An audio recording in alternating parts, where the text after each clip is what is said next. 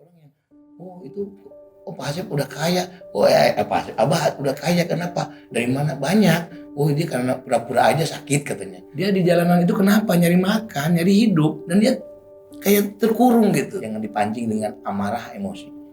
Kalau amarah dan emosi bikin orang bisa jadi sakit jiwa.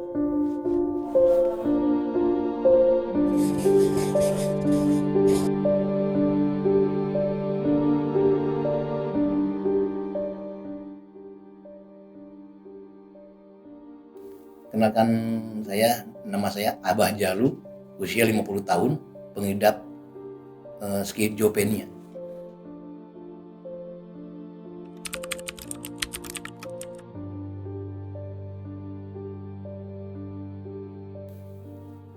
Sejak tahun 1998 saya mengalami hal demikian, yaitu hal penyakit itu karena tidak saya inginkan sebenarnya. Tadi ada kejadian aja, ada masalah pribadi saya dengan seseorang. Jadi saya trauma dengan hal itu sampai sekarang. Dan waktu itu saya pernah dimasukkan ke rumah sakit, yang namanya rumah sakit tanda tanya aja ya, rumah sakit. Selama sebulan saya di rumah sakit dan hanya untuk supaya saya tenang.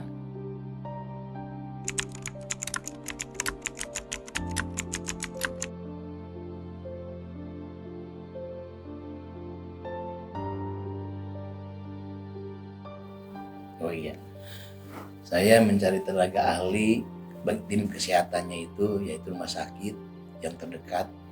Saya dibantu dengan dokter perempuan. Saya dikasih obat selama 3 bulan. Udah bagus, saya kembaliin ke keluarga dan saya disuruh sama teman saya untuk melihat anaknya kalau ingin sembuh. Tapi ya mungkin insya Allah dengan melihat anak-anak itu obat bagi saya, dan teman-teman juga merespon saya dengan saya itu orang normal katanya. Tapi saya alhamdulillah sampai sekarang ini saya bermotivasi untuk sehat dan saya bisa sehat. Di balik itu ada teman-teman kita yang membantu teman kita. Tentunya berkomunikasi dengan keluarga, dengan sanak saudara, teman yang paling dekat, teman kita yang di kantor yang bisa membantu kita dengan menganggap kami ini adalah orang normal. Cuman harus diingetin ya, keluarga itu yang pertama, bapak, orang tua, anak, istri, dan saudara-saudara kita, kakak, semua adik-adik kita. Jadi mendukung itu, membantu kita untuk hidup yang normal. Jadi bagaimanapun juga kita ingin hidup normal ya, keluarga sekitarnya yang bisa menolong, yang bisa membantu itu bisa sembuh. Bukan obat hanya bisa untuk supaya kita istirahat dengan tenang. Itu aja obat mah. Jadi kalau nggak penuh obat, ya udah kemana-kemana beringas. Karena menekan untuk emosi itu adalah obat tidur intinya ya, tapi tidak akan mati. Tapi ikuti nasihat dokter, ikuti resep dokter, itu aja. Kalau kita ikuti ya insya Allah kita sehat.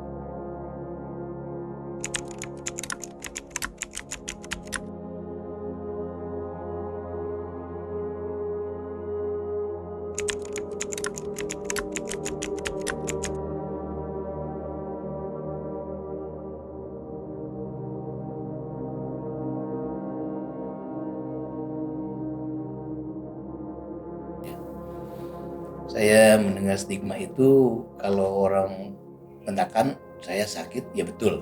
Kenapa? Karena saya itu tadinya pendiam aja. Rumah kantor. Terus saya bertingkah aneh. Contohnya menyanyi-nyanyi, orang aneh kok ini nyanyi lagi. Belum sembuh, kumat, infonya begitu. Saya tenangin aja. Terus banyak stigma masyarakat yang menyatakan bahwa orang yang pernah menyakit gangguan itu pasti kumat. Kalau berbuat sesuatu yang mungkin nyeleneh yang seperti biasa dilakukan, kok sekarang melakukan itu pasti mengatakan kumat. Kenapa dan kumat? Sampai sekarang ini saya akan kumat. Kenapa? Kok Asep ada di YouTube kumat, mungkin kayak begitu ya. Contohnya ya begitu itu. Jadi sesuatu hal yang aneh, yang seperti biasa orang lakukan dibilang kumat. Kalau bagi diri saya yang suka sakit jiwa loh ya. Mungkin kalau yang normal biasa-biasa aja karena udah biasa dijalani. Kalau saya kan enggak. Kadang-kadang dia itu berbuat aneh, berbuat ulah itu. Makanya intinya harus ada yang ngingetin. Contohnya anak yang bisa ngingetin kami, dan mohon maaf dengan sangat, masyarakat pun harus senyumlah kepada orang-orang yang mohon maaf seperti saya ini. Senyum seperti Abah ini gitu, senyum indah bagi saya itu kalau senyum itu. Subhanallah, obat itu buat jiwa itu, bukan buat minum supaya tidur, bukan. Orang nggak bisa dipaksakan untuk tidur itu ya. Itu tergantung pribadi masing-masing. Yang penting intinya Abah tidak pernah ngamuk gitu aja. Kalau ingin ngamuk ya jangan pancing dengan amarah emosi. Karena amarah dan emosi bikin orang bisa jadi sakit jiwa.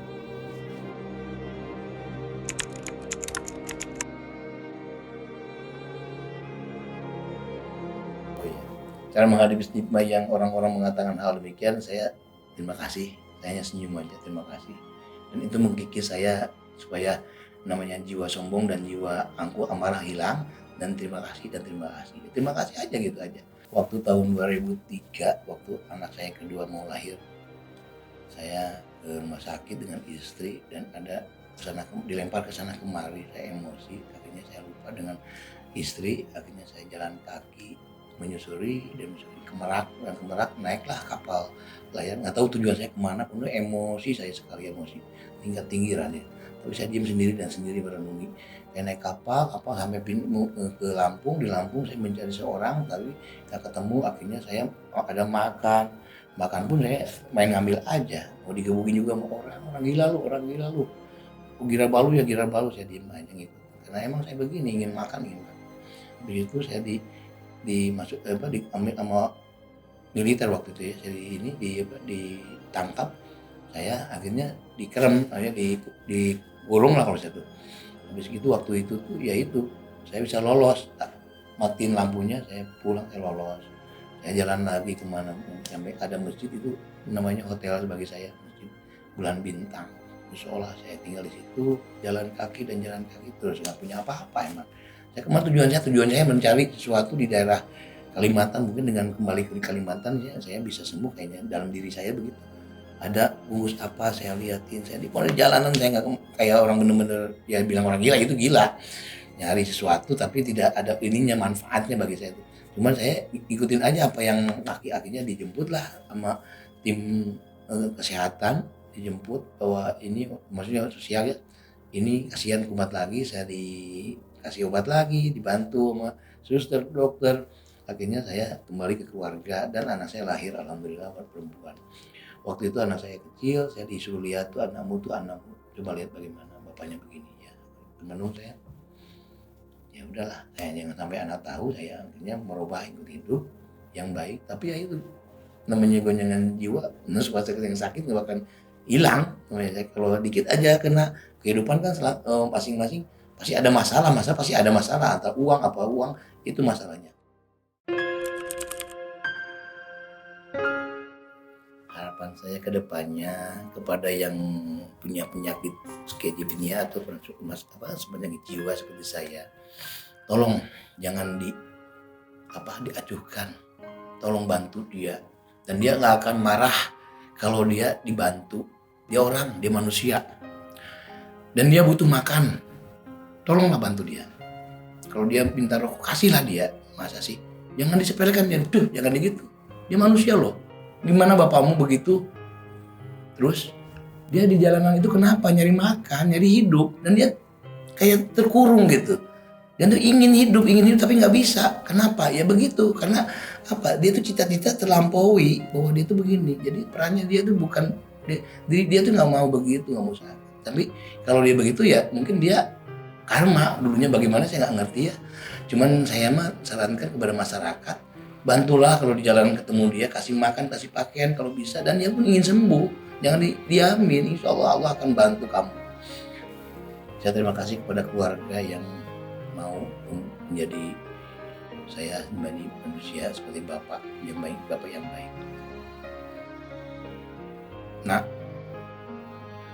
maafin bapak keras karena buat kamu, supaya kamu lebih kuat seperti bapak, jangan sampai kamu sakit seperti bapak.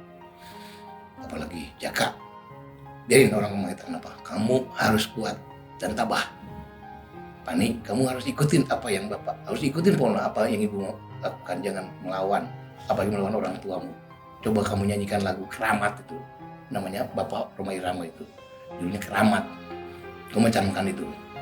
Dan istriku yang mungkin ya itu yang tersayang ya, terima kasih atas segalanya. Mungkin kamu lebih berat, lebih capek dari hinaan orang-orang tentang suaminya begini. Maaf ya.